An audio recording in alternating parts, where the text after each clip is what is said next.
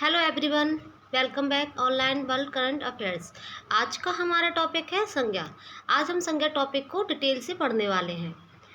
संज्ञा उस विकारी शब्द को कहते हैं जिससे किसी वस्तु, स्थान, भाव, जीव के नाम का ज्ञान होता है। दूसरे शब्दों में हम कह सकते हैं किसी प्राणी, वस्तु, स्थान, गुण या भाव के नाम को हम संज्ञा कहते हैं।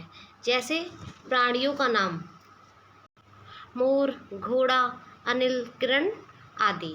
वस्तुओं के नाम अनार, रेडियो, किताब, संदूक आदि। स्थानों के नाम भारत, मेरठ आदि। भावों के नाम वीरता, बुढ़ापा, मिठास, हंसना, रोना आदि। यहाँ वस्तु शब्द का प्रयोग व्यापक अर्थ में हुआ है, जो केवल वाणी और पदार्थ का वाचक नहीं वरन उनके धर्मों का भी सूचक है। साधारण अर्थ में वस्तु का प्रयोग इस अर्थ में नहीं होता, तो वस्तु के अंतर्गत प्राणी, पदार्थ, धर्म आदि इन्हीं के आधार पर संज्ञा के भेद किए गए हैं। बढ़ते हैं आगे। संज्ञा के भेद। संज्ञा के भेद कितने होते हैं? 5। व्यक्तिवाचक, जातिवाचक, भाववाचक, समूहवाचक और द्रव्यवाचक। लेकिन जातिवाचक संज्ञा के अंतर्गत ही हमारे समूहवाचक और द्रव्यवाचक संज्ञा आती है। कभी कभी ऑप्शन में होता है कि आपको समूहवाचक और द्रव्यवाचक संज्ञा ना दी जाए, लेकिन पूछा जाए कि झुंड में कौन सी संज्ञा है, तो क्या कहोगे आप? उसमें ऑप्शन होगा जातिवाचक संज्ञा। व्यक्तिवाचक संज्ञा।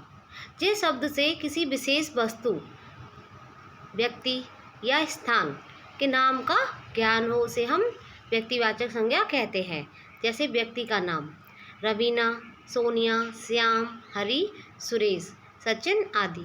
वस्तु का नाम कार, टाटा, चाय, कुरान, गीता, रामायण आदि। स्थान का नाम ताजमहल, कुतुब मीनार, जयपुर आदि।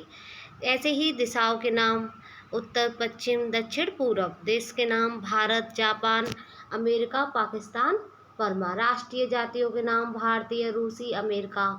समुद्रों के नाम काला सागर, भूमध्य सागर। नदियों के नाम गंगा, ब्रह्मपुत्र, वोल्गा आदि। पर्वतों के नाम हिमालय, विंध्याचल, अलकनंदा, काराकोरम आदि। ऐसे ही अगर आपसे पूछा जाए पर्वत, नदी, समुद्र, राष्ट्र, जाति, ये सभी क्या है? तो ये क्या आ जाएंगे हमारे जातिवाचक संज्ञा के अंतर्गत। लेकिन इन सभी के नाम दे दिए जाए, जैसे ये भारत, जापान, अमेरिका। राष्ट्रीय जाति के नाम भारतीय, रूसी, अमेरिका। तो ये सब क्या है? हमारे व्यक्तिवाचक संज्ञा। जातिवाचक संज्ञा।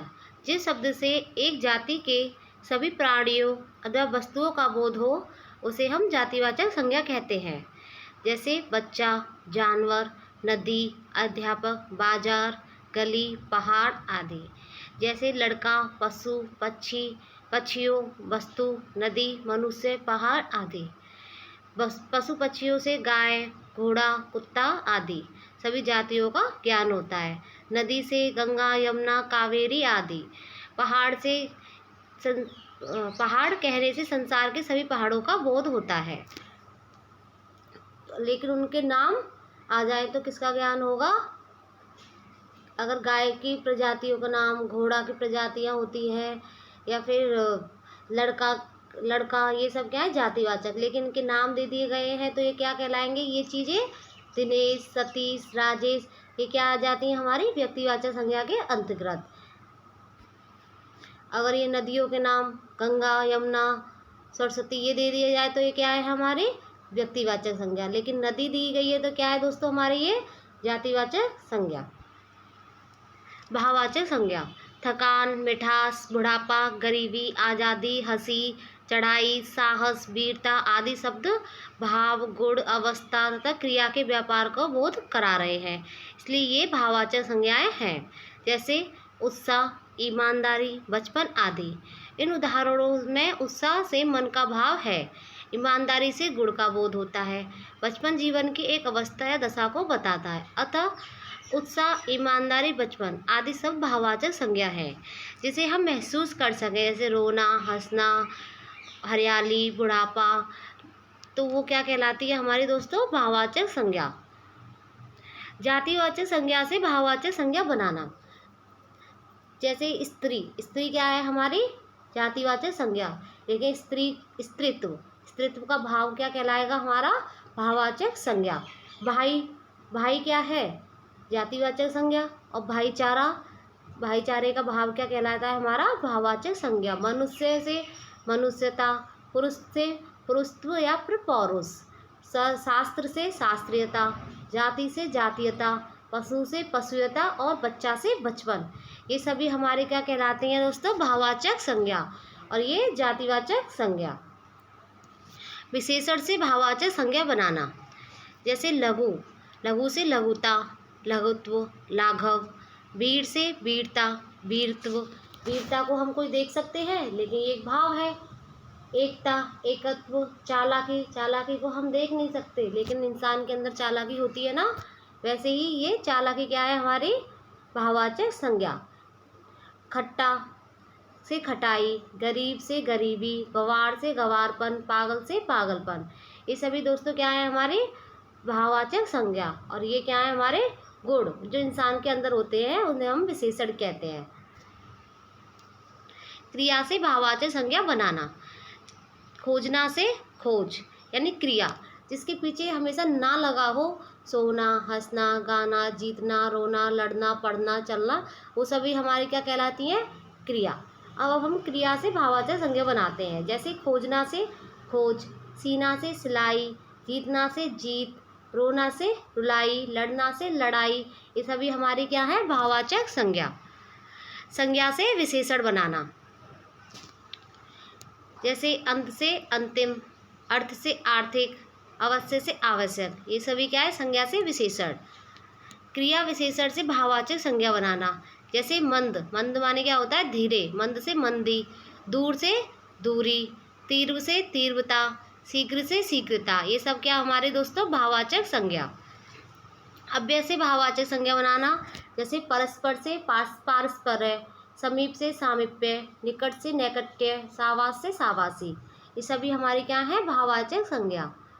इस समूहवाचक संज्ञा, जिस संज्ञा शब्द से वस्तुओं के समूह या समुदाय के बोध हो उसे हम समूहवाचक संज्ञा कहते हैं। जैसे व्यक्तियों का समूह, भीड़, जनता, सभा, कक्षा, वस्तु, ये सभी हमारे क्या है? समूहवाचक संज्ञा। द्रव्यवाचक संज्ञा, जिस संज्ञा से नाप तोल, वस्तु को नाप तोल वाली चीज़ों का ज्ञान हो उसे हम द्रव्यवाचक संज्ञा कहते हैं। जैसे कि तांबा, पीतल, चावल, घी, तेल, सोना, लोहा, ये सभी हमारे क्या हैं दोस्तों? द्रव्यवाचक संज्ञा। संज्ञाओं का प्रयोग, संज्ञाओं का प्रयोग हम कभी कभी उलटफेर भी हो जाया करता है। कुछ उदाहरण यहाँ दिए जा रहे हैं, जैसे कि जातिवाचक संज्ञा से व्यक्तिवाचक, कभी कभी जातिवाचक संज्ञाओं का प्रयोग व्यक्तिवाचक संज्ञाओं में होता है। जैसे पुरी से जगन्नाथपुरी का, देवी से दुर्गा का, दाऊ से कृष्ण के भाई बलदेव का। इसी तरह बहुत से योग रूढ़ संज्ञाएं मूल रूप से जातिवाचक होते हुए भी वह प्रयोग में व्यक्तिवाचक के अर्थ में चली जाती है। जैसे गणेश, हनुमान, हिमालय, गोपाल। ठीक है दोस्तों, ये व्यक्तिवाचक जातिवाचक, व्यक्तिवाचक संज्ञाओं का जातिवाचक संज्ञा कहलाना। जैसे कि कभी कभी व्यक्तिवाचक संज्ञाओं का प्रयोग जातिवाचक संज्ञाओं के रूप में होता है।